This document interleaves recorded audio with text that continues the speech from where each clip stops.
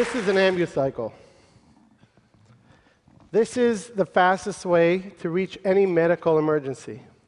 It has everything an ambulance has, except for a bed. See the defibrillator, you see the equipment. We all saw the tragedy that happened in Boston. When I was looking at these pictures, it brought me back many years to my past when I was a child. I grew up in a small neighborhood in Jerusalem. When I was 6 years old, I was walking back from school on a Friday afternoon with my older brother. We were passing by a bus stop. We saw a bus blow up in front of our eyes. The bus was on fire, and many people were hurt and killed. I remember an old man yelling to us and crying to help us get him up. He just needed someone helping him. We were so scared, and we just ran away. Growing up, I decided I want to become a doctor and save lives. Maybe that was because of what I saw when I was a child. When I was 15, I took an EMT course, and I went to volunteer in an ambulance.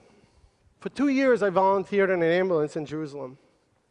I helped many people, but whenever someone really needed help, I never got there in time. We never got there. The traffic is so bad, the distance and everything, we never got there when someone really needed us. One day, we received a call about a 7-year-old child choking from a hot dog.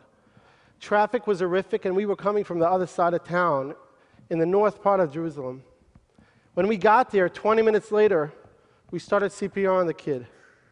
A doctor comes in from a block away, stops us, checks the kid, and tells us to stop CPR. That second, he declared this child dead.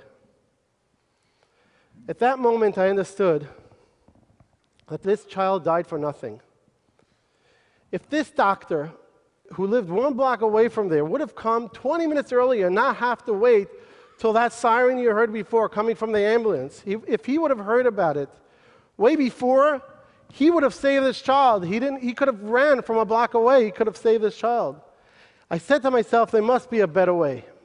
Together with 15 of my friends, we were all EMTs. We decided, let's protect our neighborhood. So when something like that happens again, we will be there running to the scene a lot before the ambulance. So I went over to the manager of the ambulance company, and I told him, please, whenever you have a call coming into our neighborhood, we have 15 great guys who are willing to stop everything they do and run and save lives. Just alert us by beeper. We'll buy these beepers. Just tell your dispatch, just send us the beeper, and we will run and save lives.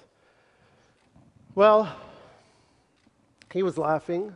I was 17 years old. I was a kid. And he said to me, I remember this like yesterday.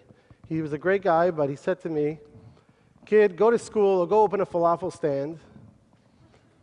We're not really interested in these kind of new adventures. We're not interested in your help. And he threw me out of the room. I don't need your help, he said. I was a very stubborn kid. As you see now, I'm walking around like crazy. I'm sugar.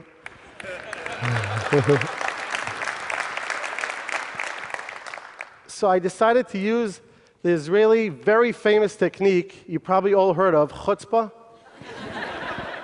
And the next day, I went and I bought 2 police scanners. And I said, the hell with you. If you don't want to give me the information, I'll get the information myself. And we did turns, who's going to listen to the radio scanners. The next day, while I was listening to the scanners, I heard about a call coming in of a 70-year-old man hurt by a car only 1 block away from me on the main street of my neighborhood. I ran there by foot. I had no medical equipment. When I got there, the 70-year-old man was laying on the floor. Blood was gushing out of his neck. He was on Coumadine. I knew I have to stop his bleeding, or else he will die. I took off my yarmulke because I had no medical equipment, and with a lot of pressure, I stopped his bleeding. He was bleeding from his neck. When the ambulance arrived 15 minutes later, I gave him over a patient who was alive.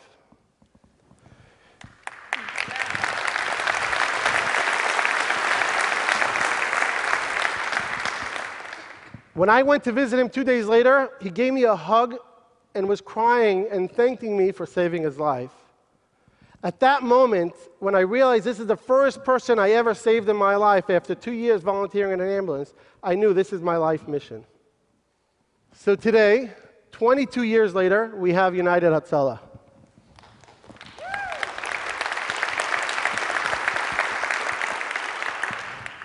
Hatzalah means rescue. For all of you who don't know Hebrew, I forgot I'm not in Israel. So we have thousands of volunteers who are passionate about saving lives, and they spread all around. So whenever a call comes in, they just stop everything, go and run and save a life. Our average response time today went down to less than 3 minutes in Israel.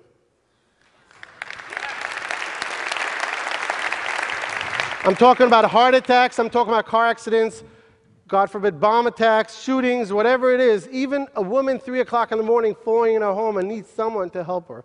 3 minutes, we'll have a guy with a pajamas running to her house and helping her get up.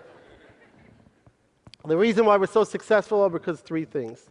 Thousands of passionate volunteers who will leave everything they do and run to help people they don't even know. We're not there to replace ambulances. We're just there to get the gap between the ambulance call until they arrive. And we save people that otherwise would not be saved. The second reason are because of our technology. You know, Israelis are good in technology. Every one of us has on his phone, no matter what kind of phone, a GPS technology done by NowForce. And whenever a call comes in, the closest 5 volunteers get the call.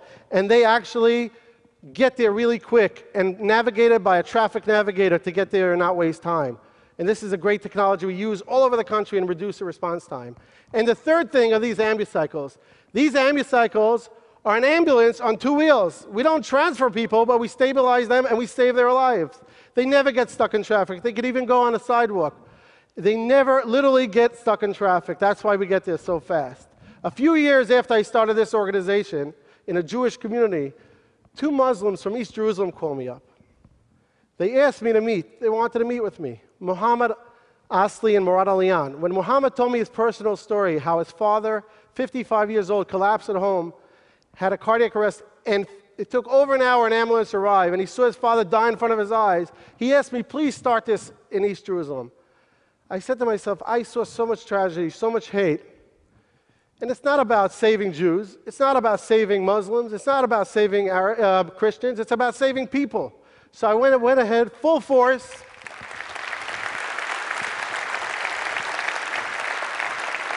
And I started United Hatzalah in East Jerusalem, and that's why the name United and Hatzalah match so well. We started hand in hand, saving Jews and Arabs. Arabs were saving Jews, Jews were saving Arabs. Something special happened. Arabs and Jews, they don't always get along together, but here in this situation, the communities, literally, it's an unbelievable situation that happened. The diversities, all of a sudden they had a common interest. Let's save lives together. Settlers were saving Arabs and Arabs were saving settlers. It's an unbelievable concept that could work only when you have such a great cause. And these are all volunteers. No one is getting money. They're all doing it for the purpose of saving lives. When my own father collapsed a few years ago from a cardiac arrest, one of the first volunteers to arrive to save my father was one of these Muslim volunteers from East Jerusalem who was in the first course to join Hatzalah. And he saved my father. Could you imagine how I felt in that moment? When I started this organization, I was 17 years old. I never imagined that one day I'll be speaking in TED Med. I never even knew what TED Med is then. I don't think it existed. But I never imagined that it's going to go all around, it's going to spread around. And this last year, we started in Panama, in Brazil. All I need is a partner who's a little mashugana like me, passionate about saving lives, and willing to do it. And I'm actually starting it in India very soon with a friend who I met in Harvard just a while back. Hatzalah actually started in Brooklyn by a Hasidic Jew years before us in Williamsburg. And now it's all over the Jewish community in New York, even Australia and Mexico and many other Jewish communities. But it could spread everywhere. It's very easy to adopt. You even saw these volunteers in New York saving lives in World Trade Center. Last year alone, we treated in Israel 207,000 people. 42,000 of them were life-threatening situations. And we made a difference. I guess you could call this a life-saving flash mob, and it works. When I look all around here, I see lots of people would go an extra mile, run an extra mile to save other people. No matter who they are, no matter what religion, no matter where they come from. We all want to be heroes. We just need a good idea, motivation, and lots of chutzpah, and we could save millions of people that otherwise would not be saved. Thank you very much.